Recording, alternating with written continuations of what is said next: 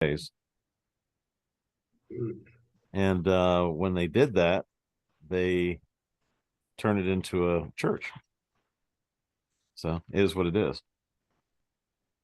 It's called the Age of Reason. Uh, did they turn it into a church or a seance? Well, a temple, basically. It's a temple is what how they operate. Yeah. It's So definitely a religion. yeah, it is a big time religion. So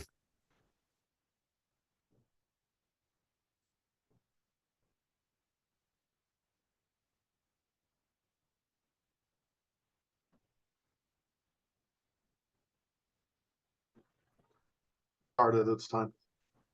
okay. All right. My name is James. I've been studying law since 1993.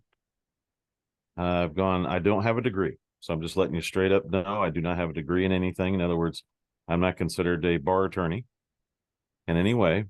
I've been studying the law of nations for a very long time.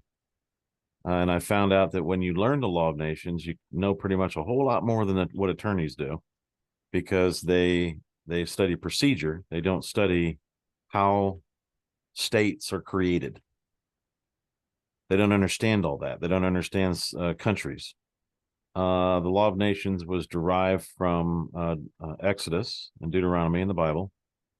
That's where I first learned it and realized what needed to be done. Now, there's basically one way in order if you want to continue to operate the way you operate in business and in trust. There's a couple of ways to do that. One's a trust, and it's an inter vivos trust. It just means it's a living trust. You can use business trust. You can do all these things if you want to, but an inter vivos is the best in my opinion. And then the way I put the ones that we put together at the Genoa Institute, we put them together in such a way where you can have multiple trusts within one trust. Okay. And it will, it let's put it this way. A lawyer cannot stand that type of trust. They won't even actually litigate against them. They just leave them alone. So, Is that a trust that continues on even after the person has passed away? That when it originally had the transfers, trust? yes, it will transfer from one trustee to another. You can use your beneficiary as your father in heaven. It's not a problem. Jesus, set apart spirit. If that's what you want to do, you can. It is still legal to do that. And what you do is you transfer from one person to another. The trustee goes to another trustee, to another trustee, to another trustee. So when you start when you have a trust that has a beneficiary and a trustee, if anything happens to the trustee, you have to have the trustee replaced before the beneficiary can do anything. Otherwise, they violate the terms of a trust. And when that happens, it's the biggest nightmare on the planet. An inter vivos trust, state of Nevada recognizes inter vivos trust as where you can have a beneficiary or a settler, and the settler can be the trustee, which normally does not happen. Normally, the settler or somebody that's donating the property over to the trust usually becomes the beneficiary. That's a basic trust, okay? But the in an inter vivos trust, they recognize it as in a separate entity, it's a separate person. So therefore, the trustee is bound by the terms and conditions of the trust, not the beneficiary. Okay, and they recognize that you can be the settler and the trustee of the same trust. So those two things I wanted to get to because I've had those types of trusts where you have the beneficiary and the trustee, and then the trustee has to do everything that the beneficiary wants them to do. First of all, it costs money. Second of all, they'll quit on you, which is real fun. they'll and also when you die as a beneficiary, it collapses the trust. It still does not get around probate. So you have to have a will on top of that. So what's the point? What's the point of having a trust if you have to have a will on top of it?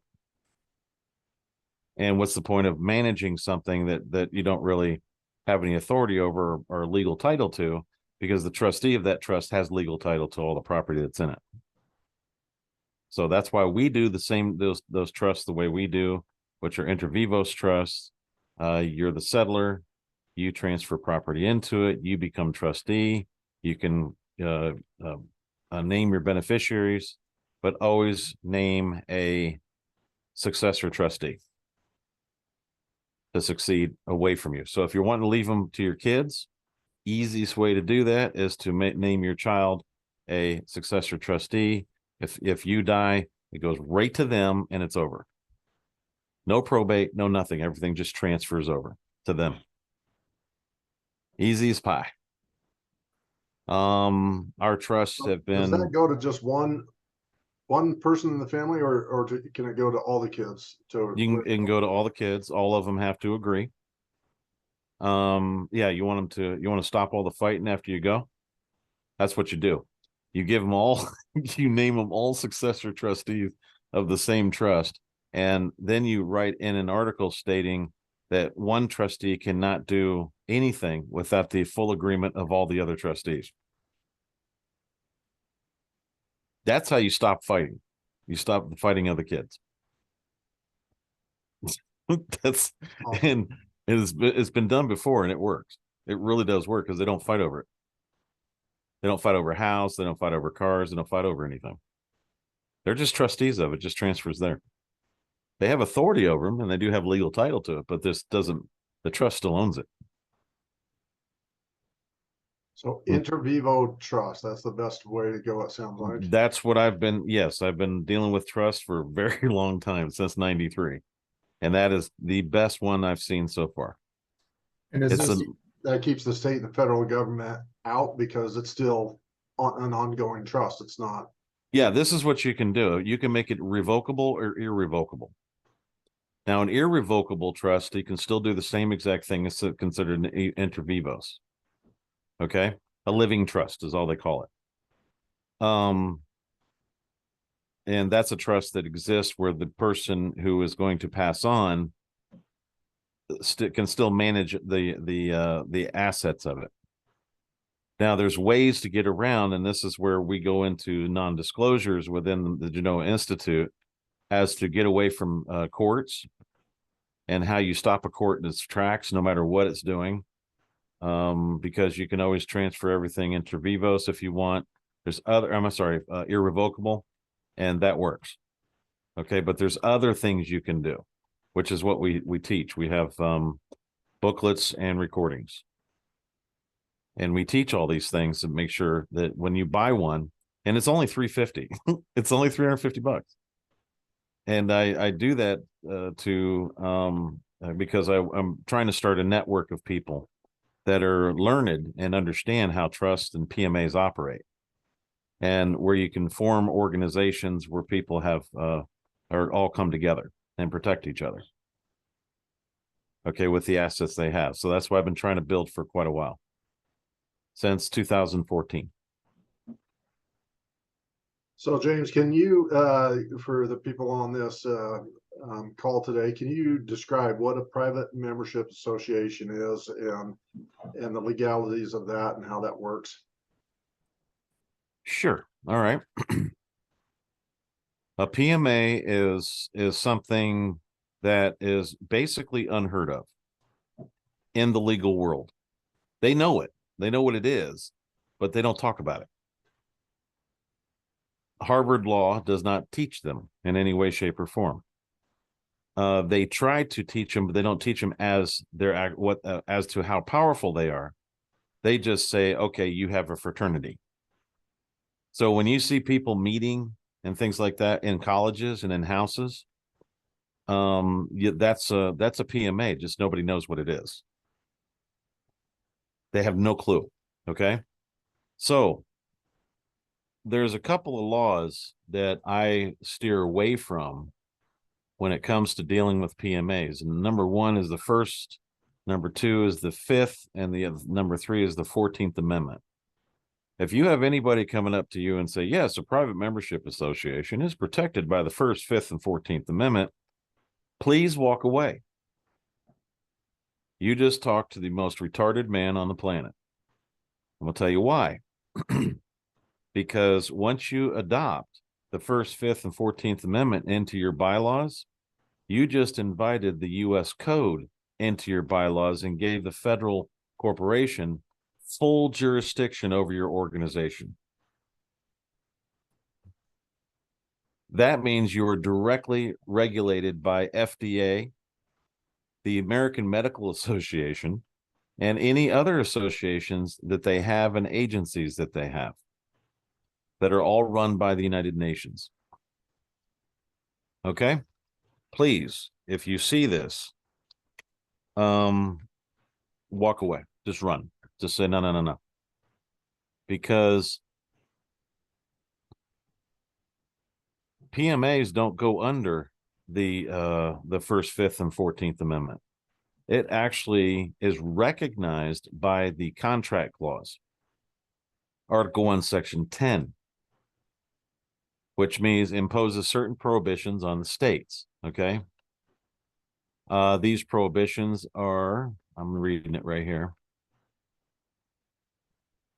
These prohibitions are meant to protect individuals from intrusion by state governments and keep the states from intruding on the enumerated powers of the U.S. federal blah, blah, blah.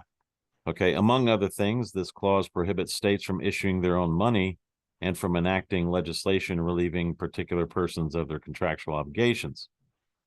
So, from enacting legislation relieving a particular person of their contractual obligations. Does everybody understand what that means?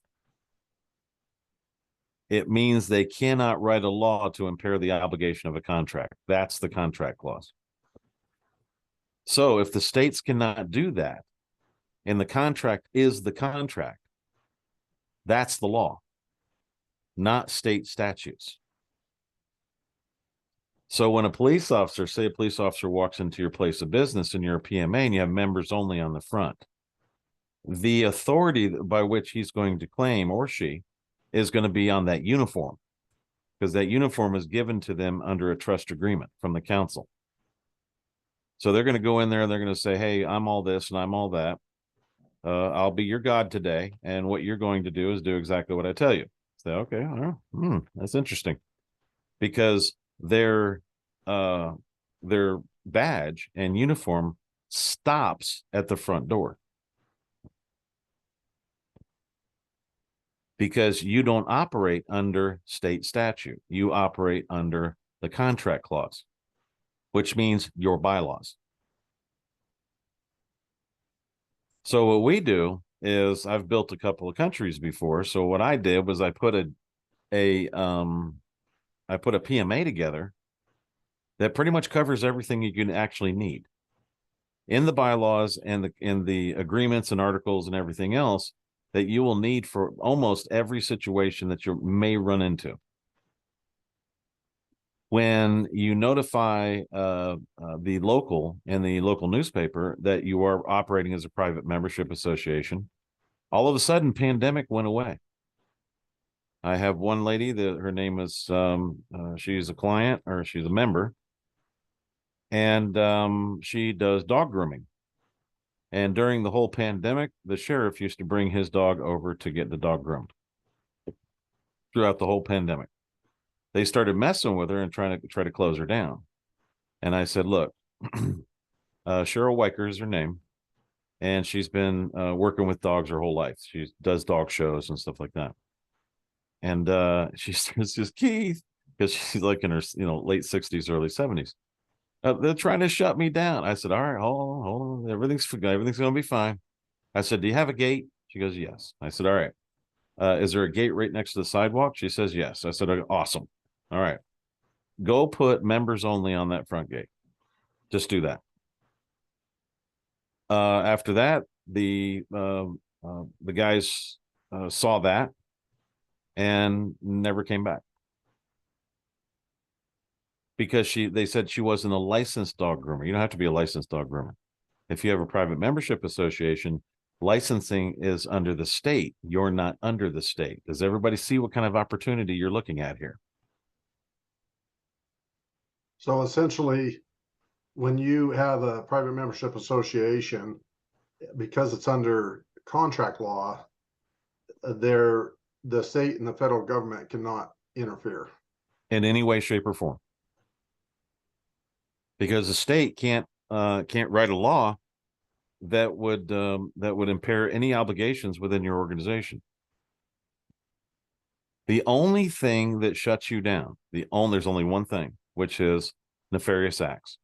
If you're in there killing people, you're raping people, or you're doing anything nefarious, yes, your immunity is out the window. As long as you're doing business with people and you're just like, for instance, raw milk. You can sell raw milk in a private membership association. There's nothing the FDA can do. Absolutely nothing they can do. You can even go further within the PMA and sell the bottles and give the milk away. You can do that if you want to play that, if they want to play that game. However, they can't get past your front door in their official capacity. Does everybody understand that part? Their uniform starts where your bylaws begin, where your contracts come in. In other words, when you put members only on a front door, you're walking in that door, you're a member. Whether anybody likes it or not, you're a member. You saw the notice. So don't sit and act like you didn't. The notice is right there, members only. You walk in, you deal privately. It's all under contract, private.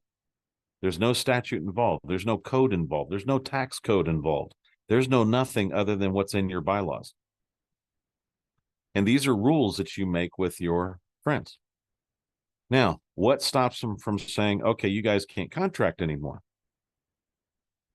What stops them from that is very simple. If you can't contract, you've been rendered property, which means you've been rendered a slave. So now you have a completely different case in civil court because you've been rendered a slave. Your contracts don't exist. Now imagine that in a civil court. I was rendered a slave. What can I do? By officer so-and-so. The city council does not have jurisdiction under ordinances. Ordinances are nothing more than local, what they call them, local laws under the United Nations. And whenever you hear the word local, that means United Nations. Whenever you hear the word county, that's a municipality. And whenever you hear the word county in all lowercase letters, that is the geographical area. So yeah, it's good to know those kind of things if you're going to deal with these guys. However, usually on an there was an old friend of mine over in New Mexico. His name was Peter. He turned his farm into a PMA. Before the farm was a PMA, the day before he was a sovereign citizen domestic terrorist. The second he went to a PMA, the sheriff started dropping off dogs. He started dropping dogs off to him because he would take care of them and then adopt them out. All of a sudden, he was a great guy. No problems. It turned around that fast for him.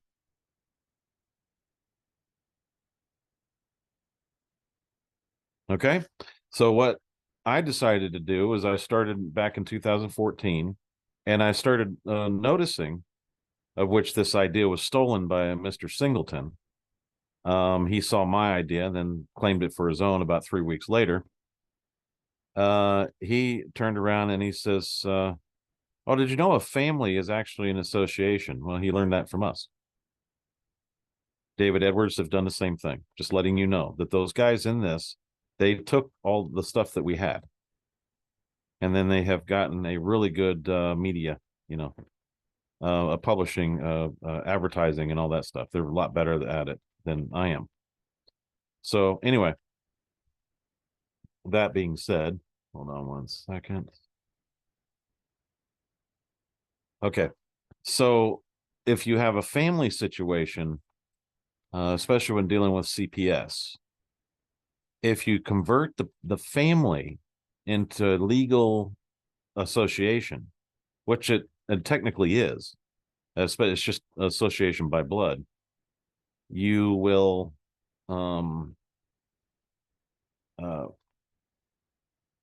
you will be something different in the courts other than a family.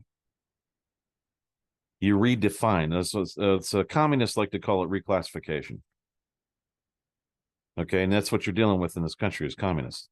So a family, especially when they want to break them up and traffic the kids, if you have an association and you organize the association the way that we have things set up in the course, CPS can't touch it. Number one, has been rendered an association.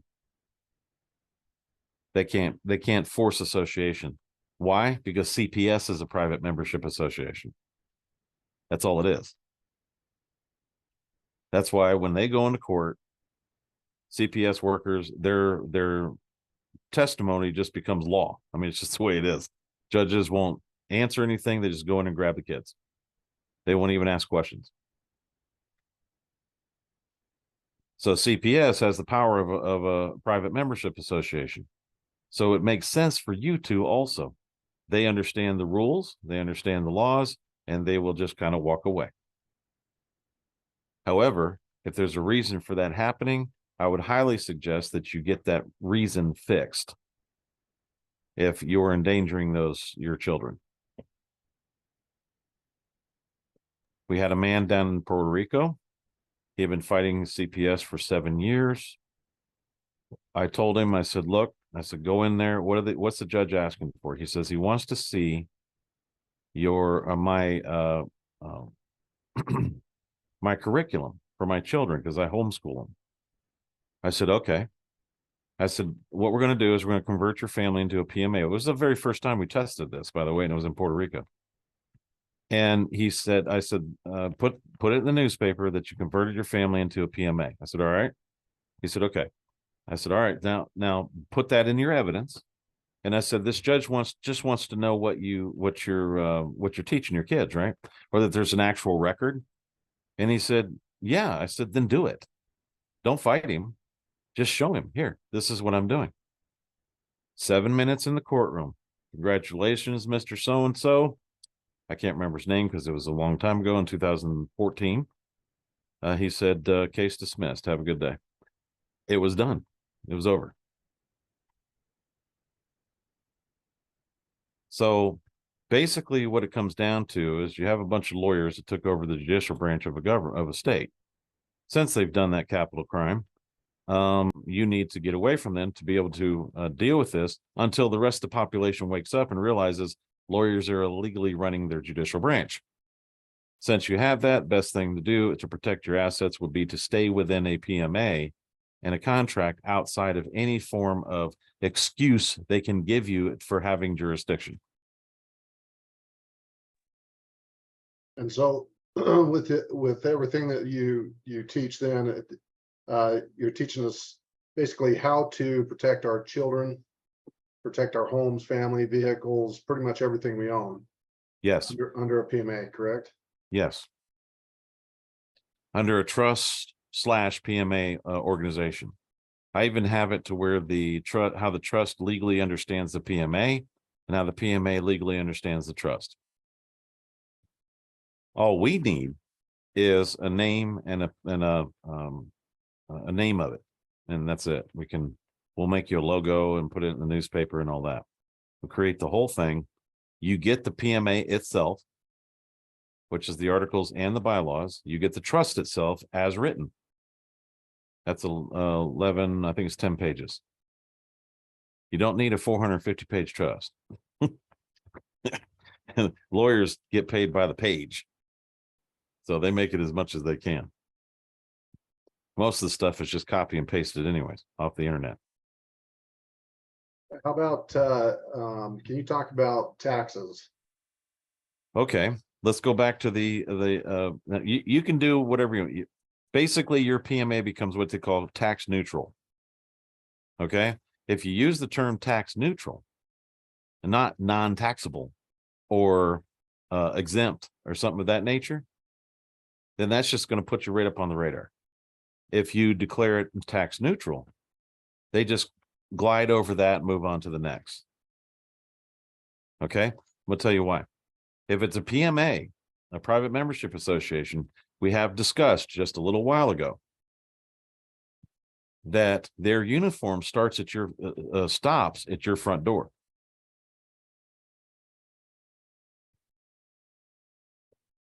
How is an IRS agent in an IRS capacity going to get past your front door to inspect your books, or even have evidence that any kind of money, meaning the Federal Reserve note, is being passed around within that organization? If you would like to continue to pay, I would not pay under the PMA. I would do it as an individual tax return. I wouldn't get my PMA involved.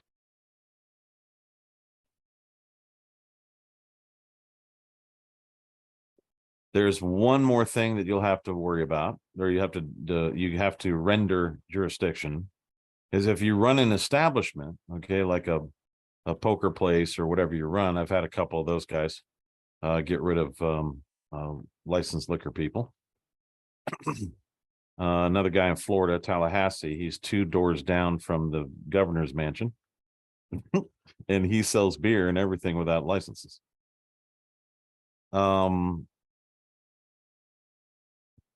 If you have that, in other words, I'm sorry, I got my head somewhere else when I was doing that.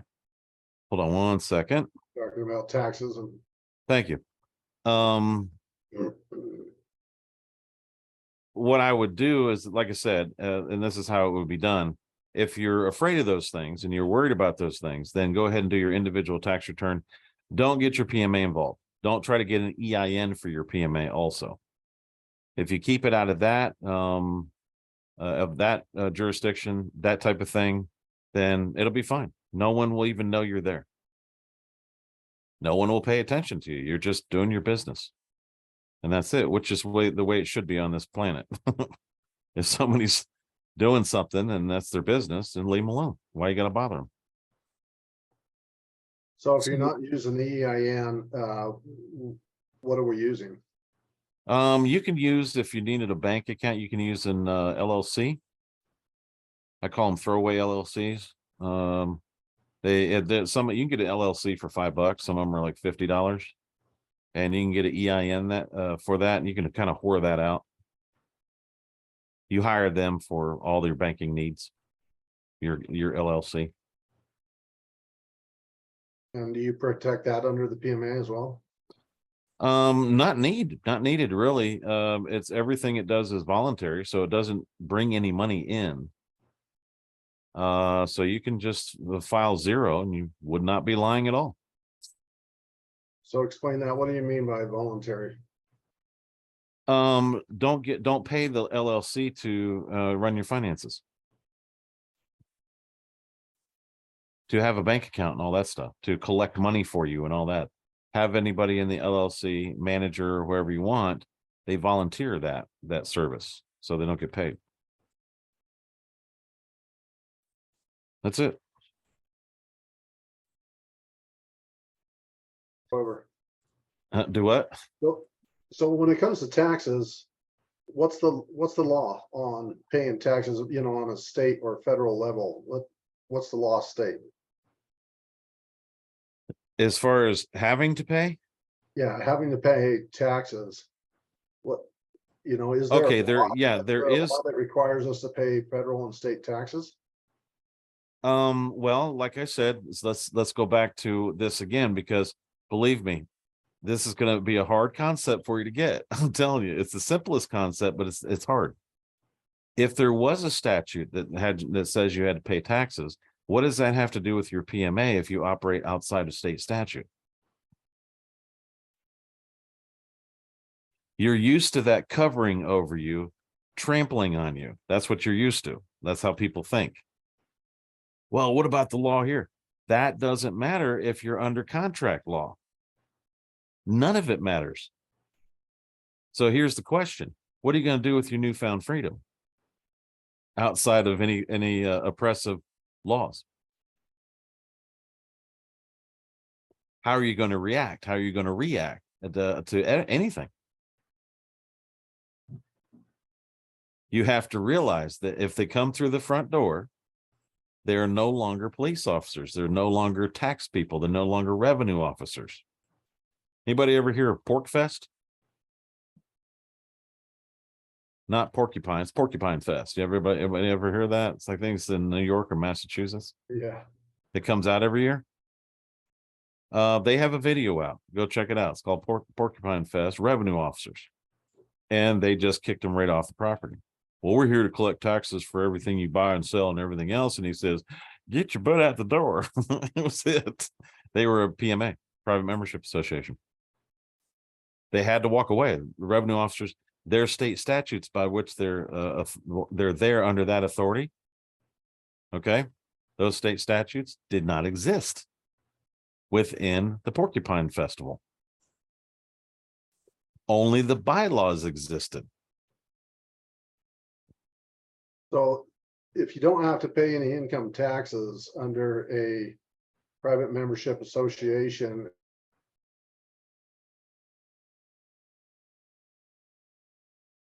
or property tax, things That like right there, I wouldn't argue with, because it's really nothing. It's just a sales tax. It really is. The states do have a right to tax things. They have a right to tax property. A lot of it's written in their constitutions and stuff like that. that. So Yeah, that's your contribution then. yeah, that's what you do. Is that your argument? You know, and that's your contribution there. You support whatever it is. I pick my battles. Unless you want to go tax exempt, you can do that if you just apply to it and all that. But I don't think you're going to get out of property.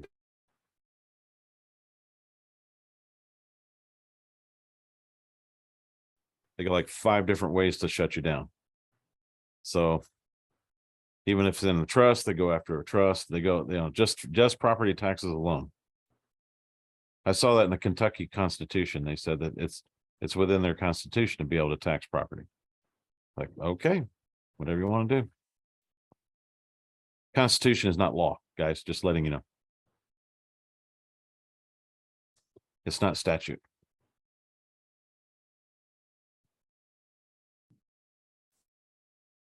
So question, currently I have a computer services business.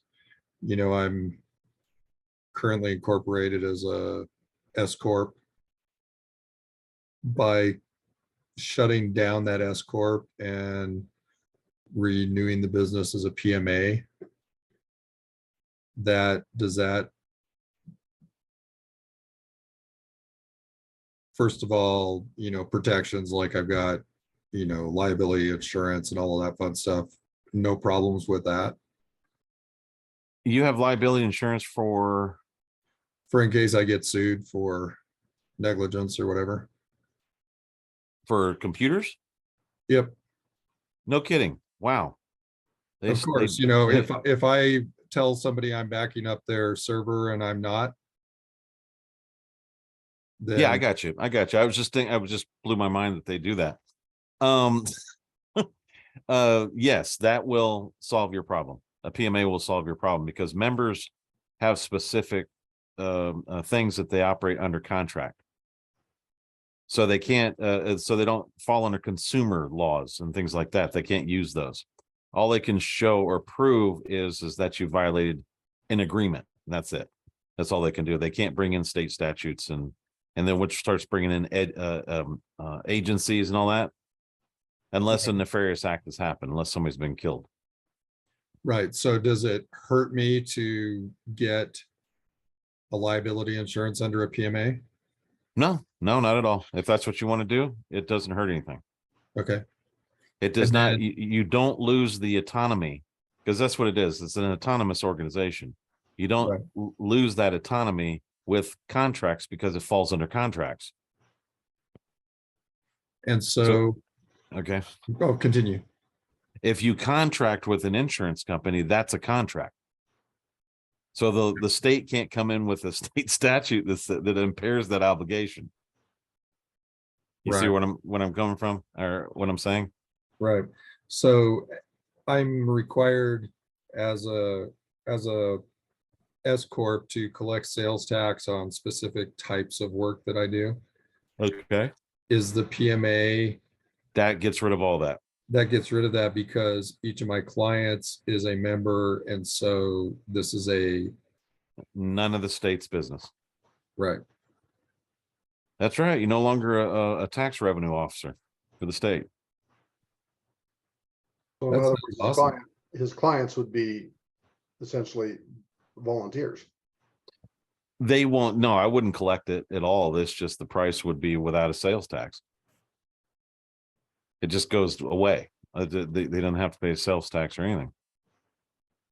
You can either set up. You can also set up like a thing for, you can do like a warranty thing on it where you charge per year. And if they come in with a computer problem, depending on what it is, doesn't cover parts and all that stuff, but it does cover maybe services per year. But don't charge sales tax because you're not sending it to the state. So that's called stealing. And we don't want to turn into a thief. Right, exactly. So you would suggest that we create a PMA for our family with the trust and then have a second PMA just for the business side? Yes. The family PMA actually comes with the business PMA. It's written differently. It's separately. Right. The terms are different to it, but yeah, it comes with it.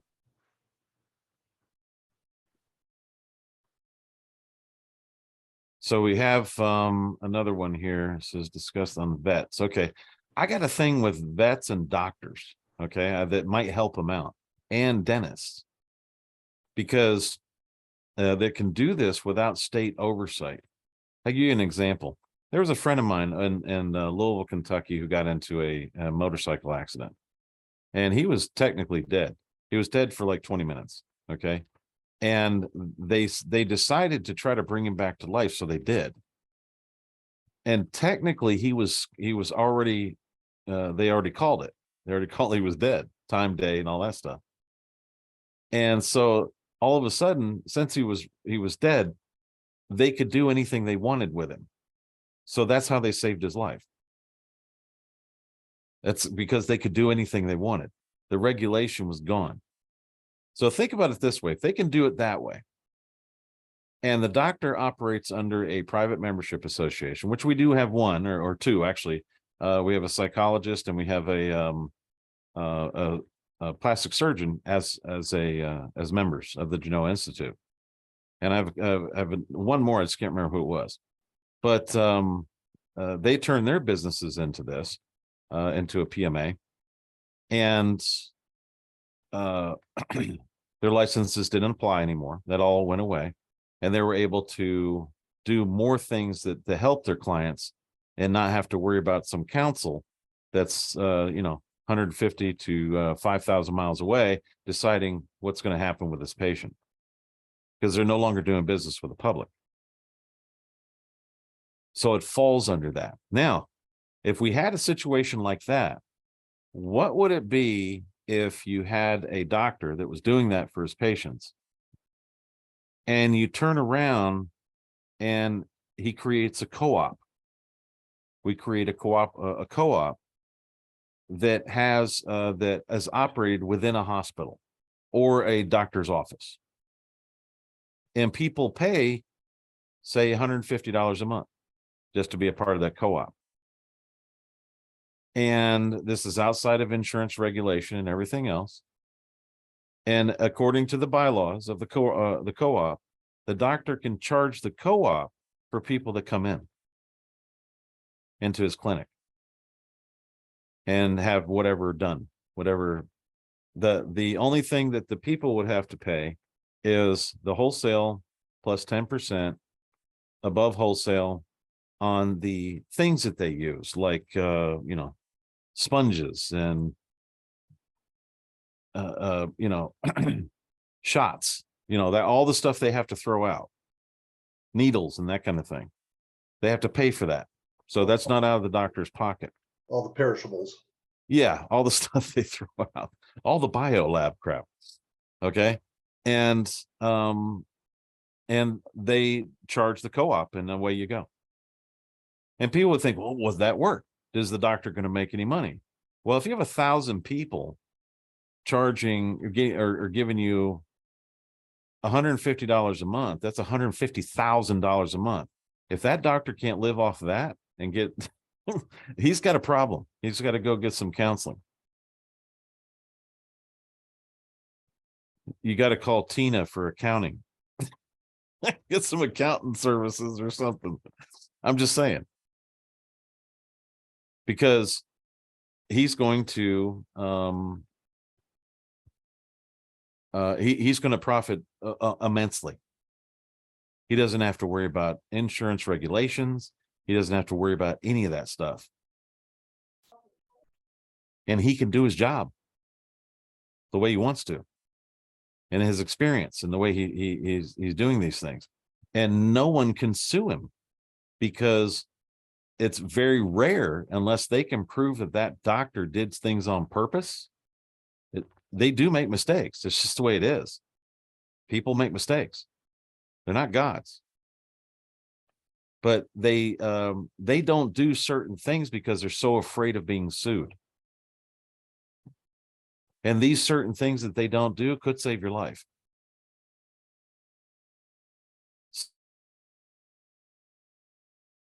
Or something like that. We could change the face of the whole medical community all the way across the country, just with that alone.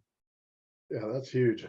So co-ops and memberships, setting up a small fee like that, where everybody opts in, and it's cheaper for them on a monthly basis. Right. Services like that, but in the long run, the person who's offering that is setting a good amount of money aside to take care of problems like that.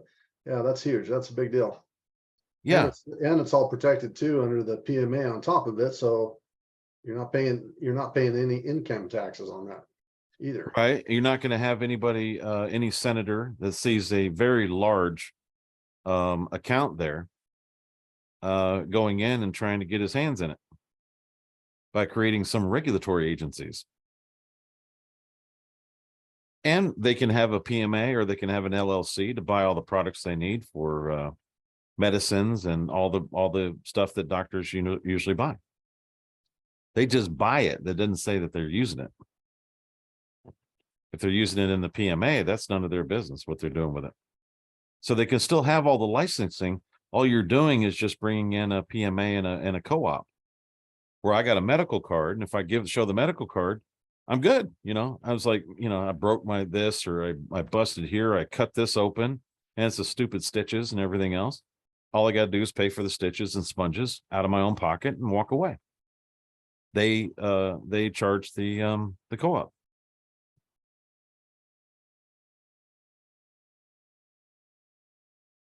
I'm telling you, it would work. They'd still be able to get their Novocaine, with the dentist, because they still have a license and all that. I'm not saying, hey, everybody's got to do this and let's all not get licenses and that kind of thing. Just operate differently than you do today. Stop letting the public come in. Stop using the social security numbers. Just get a name and an address in case somebody comes, something happens on your, something happens and they've got to go to the hospital. That's basically it. We know a dentist that does basically just ask your name and where you live and a phone number. That's it. And he works on you. Not a big deal. It's in his house. Good doctor. He's a great dentist. So these are things that this idea, okay, that the PMA idea is not taught anywhere and basically hidden within the legal community, can solve about 90% of our problems when it comes to services. If everybody were to come together and realize what this is and what can be done and how much protection you can get just with your own personal business, just your business alone. Put members only on your front door. They bring their computer in, They understand this is a private membership association. I do not do business with public. I only do business with the members. You have a maintenance fee you can charge per year, which will keep your business afloat if there's no business. And people love that. They love to be able to walk in and not have to pay you anything.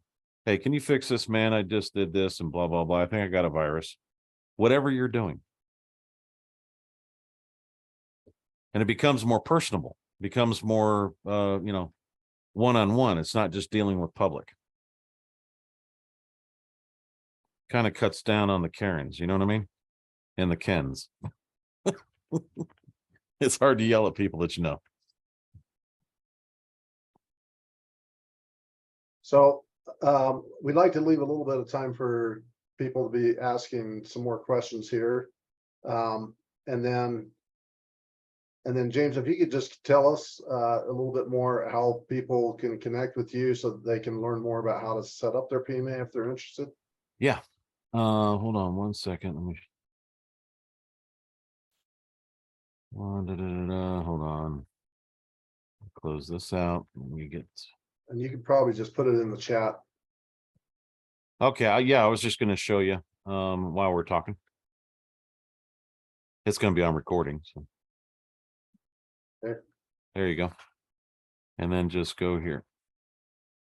Boom. That's the GenoaInstitute.com. And all the packages that we have are all right here. You can get just the PMA, you can get just the trust, whatever you want to do. The family PMA, you can get just that. So any more questions?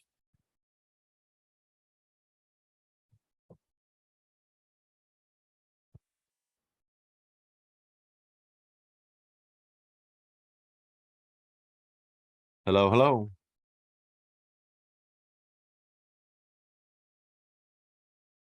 Can you show us the list of items there again on this? Yeah, you want to see that?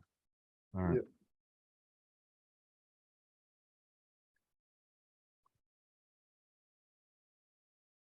Okay, this is all the Law of Nation courses. I put a bunch of like 6 or 17 courses together just with the Law of Nations itself. So what I would do is I'd read and I'm going to show you what this means type thing.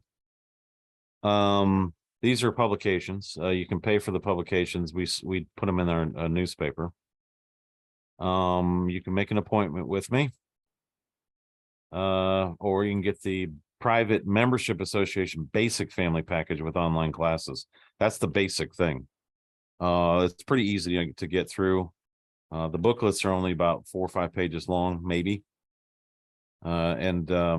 I put in pictures and designs and how things are done. It changes the way you think about your life and how you do things.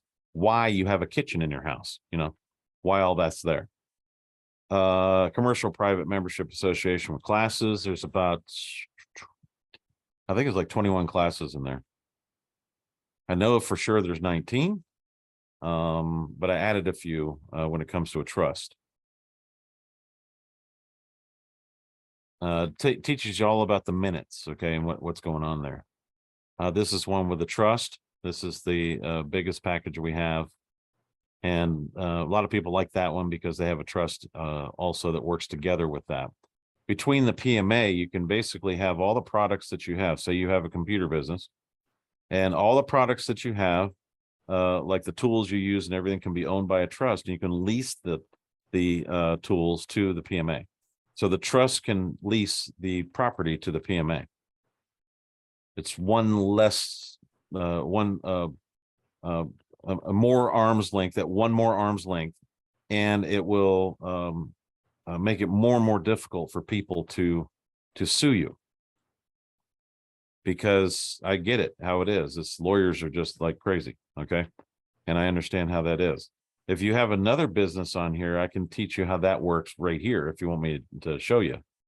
If somebody wants to let me know what you do for a living, we can go through that and say how it can help you. This is a PMA. This is the family with the trust combined, so you can do both. So James, the first question is for me with the computer business, that commercial one is the one that gives me the PMA for the business as well as the family PMA trust, right? Yeah. Okay. Yeah, so everything you have, like to work on computers, even your books, you can lease that to the PMA. Okay. Everything you have in that bit, the place. So if somebody wants to claim that they were injured, good luck. Well, you'll have to get a hold of the trust, but I'm really not at liberty to divulge who the trustee is. So have fun with that. So a couple of my boys are interested in starting a real estate business, buying homes and renting them, etc. Okay. Would that be a similar thing where, Best way to do that, because Trump's never bought a house. I'm not a Trumper. yeah, Could care less about all that. But he's never bought a house, never bought a car. He does everything through trust, and therefore he gets around capital gains tax. So if they buy a house and fix it up, they can rent it out or resell it. And if they resell it, there's no capital gains because they're selling a trust, not the house. okay. So yeah, that's how you get rid of poverty in a city. Because So they which, don't tax the crap out of you. right, so which should they be doing this trusts with online classes, or should they be looking at the commercial one as well? I would do it as an association. You can also do like there's an old organization a long time ago that a bunch of rich people got together, created an association, and they started giving loans to people to buy houses. No interest. It was just to help them out. You can start an association out like that. That does work, by the way. And they can buy houses and rent them out. Yes, that's a good way. I know they're seeing dollar signs. Uh, they can do it voluntarily if they want to do it for just a voluntary uh,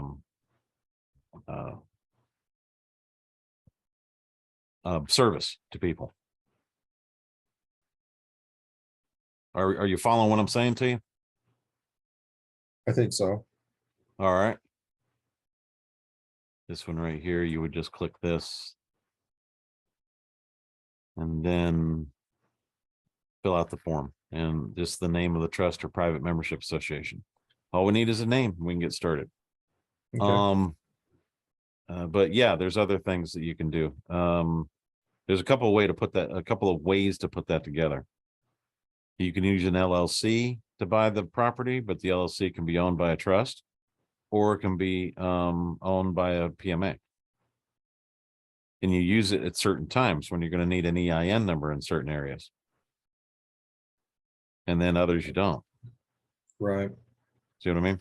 Yeah. In fact, so I have friends that have done a lot of real estate, and they do an LLC for every single property, so that there's just that much more arm's length. Oh, you got it. Because renters will try to sue you. They'll do anything because they're running out of money. Right. Especially if you owe them rent. That's when you're just at some kind of legal liability at fault. Yeah. If you know what I mean. Very good. Oh, really? Run a coin precious metal shop. I like you already.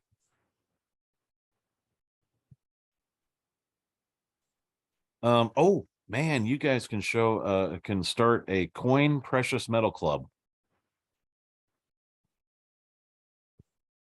And they can pay per month. And then when they get to a certain area or certain part, you can send them you can send them coins. And the membership fees. Everybody knows the coin clubs, right? Everybody knows they do that. And you pay a certain amount per month. And then when they've gotten to a certain point, you send them a coin. That will work. This is what we do, guys. This is every time we have some kind of business or something, we'll show you how you could set that sucker up, and you can really gets cool. Because then you're not worried about people having to come in, they have to do this or even pay attention. Before they know it, they've got nice troy ounce coins. It just keeps getting sent, one in the mail every 2 months or whatever it is. You guys take a certain percentage, you'd still get your money, and they just do it per month, and it's like a savings account for them.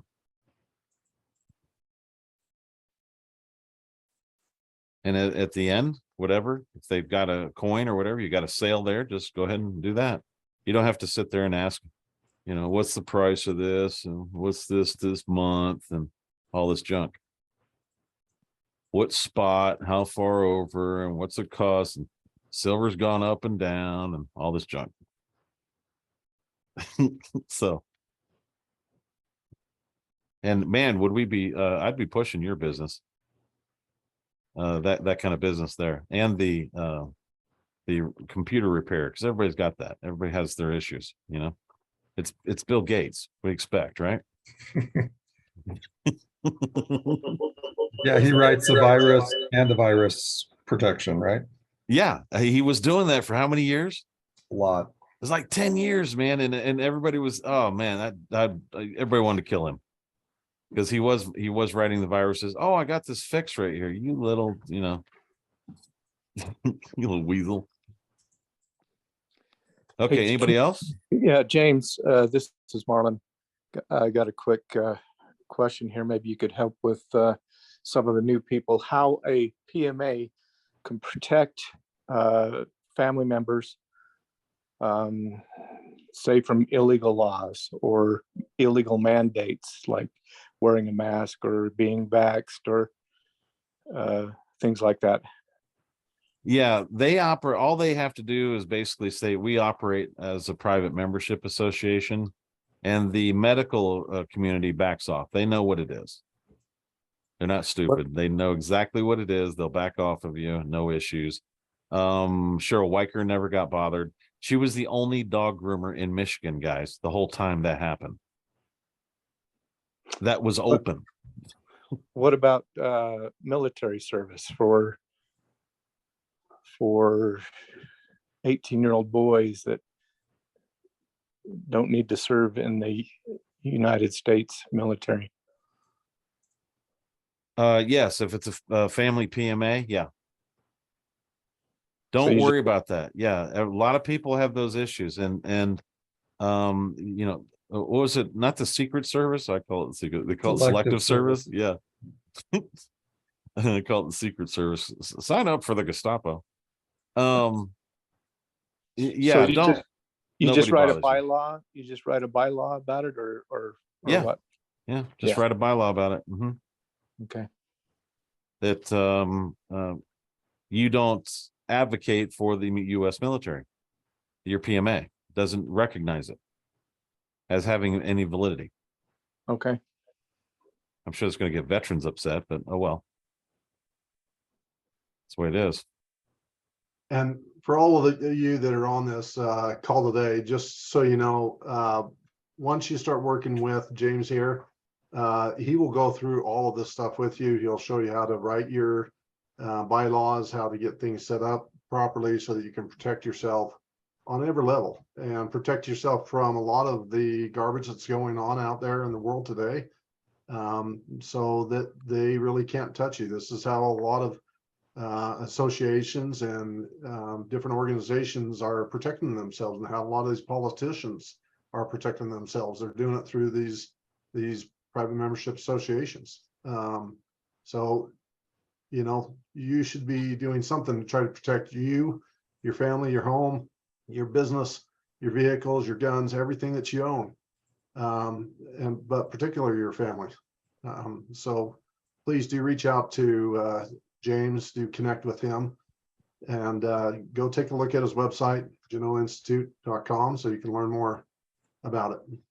I just put a link in there for the introduction group if you want to get on there. It's online, Telegram. Very great. And I just started a group over on Gab. It's a PMA group over there. If you're there. There you go. That was quick. And Okay, go ahead. Sorry. which one of those once you're in that you can just go to the Genoa Institute introduction group is what it's called. Yeah, you can go there. That's for people that want to ask questions or anything of that nature. Once you become a member, in other words, you're a guest, but once you become a member by buying one of the packages, then you're moved over to the Genoa Institute group. That's the group you guys are with. There you can say anything you want. There's there's no Moderator. well, there's no what was that called? Non-disclosure Interface. agreements there, because everybody's a member there. So I highly encourage people to speak, openly about everything they're learning, so everybody else can learn too. It cuts down on a lot of redundant questions.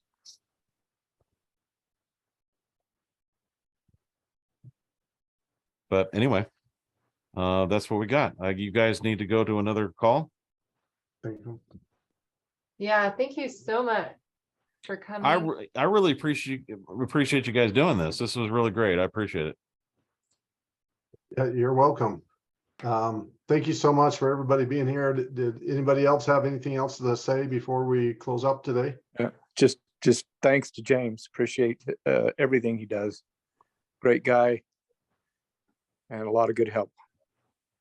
All right. Well, I really appreciate it, guys. Like I said, if you know anybody that's running into trouble or whatever they are, it's just a matter of getting it switched over, and those go away. It just doesn't happen anymore. The second you go private contract, that's where the lawyers are gone. They can't get anything from you. Awesome. Well, thank you. And feel free to reach out to Professional Accounting Solutions as well if you guys have any questions.